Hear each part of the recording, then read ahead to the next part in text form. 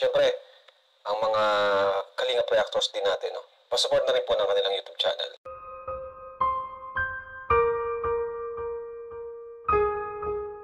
Tatay ni VNC, umamin kay Rob kung saan napunta ang pera na bigay sa kanila. Ano nga ba ang pinaggagastusan ni VNC sa pera na bigay ni Kalingap Rob? Yan ang ating alamin at pag-usapan. Marami po talagang salamat sa patuloy na suporta at tiwala sa panonood ng aking mga react videos.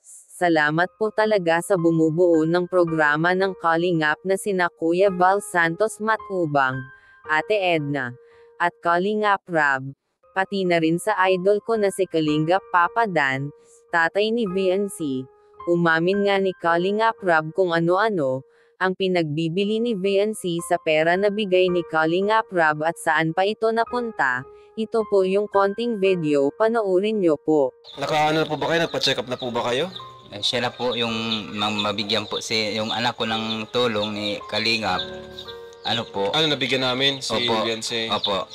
Yung nabigyan nyo po ay yun po, nakapa-check up po ako, tapos nakabili na po ako ng gamot. Mayroon pa po nga ako dyan. Wow. Tapos ito po, pinabili niya na ano at para... Ano po yan?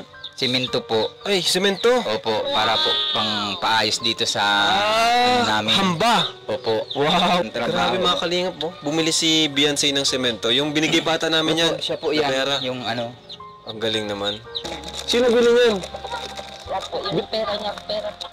Binili mo to, Beyonce? Opo. Grabe! Saan galing yun? Binigay namin? Nagbili ka niyan? Wow! Palapakan niyo po si Beyonce. Grabe tinaman, nagbili oh. Thermos. Thermos na heater. Magaling umawak ng pera. Yun pala ang mga pinaggagastusan ni VNC. Magaling po talaga humawak ng pera si VNC.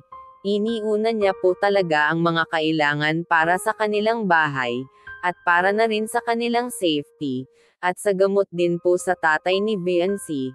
Kaya napahanga po talaga si Rob dito, na sa tama na gastos ang bigay nilang pera, hindi ginagastos sa di naman kinakailangan. Ang laki po talaga ng tulong nila Kalingap Rob sa pamilya nila VNC, kaya marami po talagang salamat sa programa nila Kalingap Rob. Dito muna lang po tayo. Napabilib po ba kayo ni VNC? E-comment nyo lang po kung napabilib po kayo. Salamat po talaga sa suporta at paki-subscribe na din po para ma-notify kayo sa panibagong video na mai-upload ko. Ingat po kayo palagi and God bless po sa lahat.